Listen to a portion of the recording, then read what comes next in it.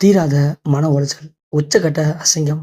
வீட்லயே அதிகமான தூக்க மாத்திரை சாப்பிட்டு விஜய் மனைவி சங்கீதா எடுத்த அந்த அதிர்ச்சி முடிவு, ஒட்டுமொத்த விஜய் டிவி ரசிகைகள், விஜய் தொண்டர்கள், தமிழ் சினிமா திரைப்பிரபலங்கள் அனைவரையும் உச்சக்கட்ட சோகத்துல உள்ளாக்கியிருக்கு. தமிழ் சினிமாவுடைய மிக முக்கியமான நடிகரா திகழ்ந்தவர் விஜய் அவர்கள். அவரு இப்போ தமிழக வெற்றி கழகம் அப்படிங்கிற கட்சியை நிறுவி, அதன் மூலியமா தமிழக சட்டமன்ற தேர்தல்ல போட்டியிடறதுக்கு அதற்கான எல்லா வேலைகளையும் பார்த்திருக்காரு. இப்போ தமிழ்நாடு முழுக்க விஜயோடைய தொண்டர்கள் எல்லாரும் தீவிரமான பிரச்சாரத்திலும் ஈடுபட்டிருக்காங்க. நாளைக்கு தமிழகத்துல எலெக்ஷன் நடக்க போகுது. கண்டிப்பா இந்த முறை திமுகவுக்கும் தாவேகாவுக்கும் கடுமையான ஒரு போட்டி நிலவரம் ஏற்பட போகுது அப்படின்னும், இதுல யார் ஜெயிப்பாங்க அப்படிங்கிறதே கணிக்க முடியாத ஒரு மாற்றம் நடக்க போறதா தமிழக மக்களே எதிர்நோக்கி காத்திருக்காங்க.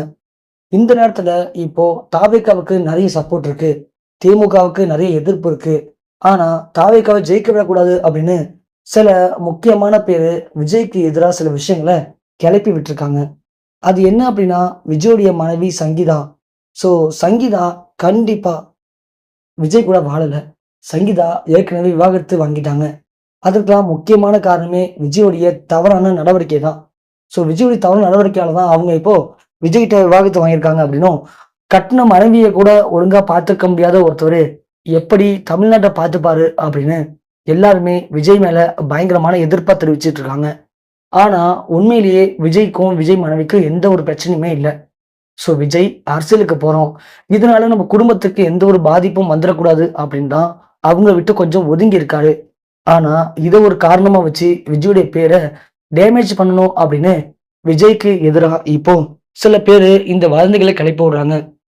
அதனால விஜயுடைய மனைவி சங்கீதா இதுக்கு மேல நம்ம பொறுமையா இருக்க முடியாது, நாம உடனே தமிழகம் போகணும், தமிழ்நாட்டுக்கு வந்துட்டு விஜய்க்கு எதிராக இருக்கக்கூடிய இந்த கருத்தை பொய்யான கருத்து அப்படின்னும், நானும் விஜயும் ஒன்னா சேர்ந்து வாழ்ந்துட்டு இருக்கோம், அவரை மாதிரி ஒரு நல்ல மனிதன் நீங்க பார்க்கவே முடியாது அப்படின்னு மக்களுக்கு புரிய வைக்கணுங்கிறதுக்காக லண்டன்ல இருந்து கிளம்பி இப்போ சென்னை வந்திருக்காங்க.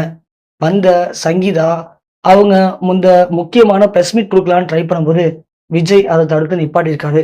ஸோ நாம ஒன்னாதான் இருக்கோம், நமக்குள்ள எந்த பிரச்சனையும் இல்லைன்னு தெரிஞ்சா அடுத்தது அவங்க வேற ஏதாவது பிரச்சனையை உண்டு பண்ணுவாங்க. அதனால அவங்க ஏற்கனவே ஆரம்பிச்சு வச்ச பிரச்சனை அப்படியே இருக்கட்டும், இதை பத்தி நீ யார்கிட்டையும் சொல்லிக்க வேணாம் அப்படின்னு சங்கீதாவை தடுத்து நிப்பாட்டியிருக்காரு விஜய்.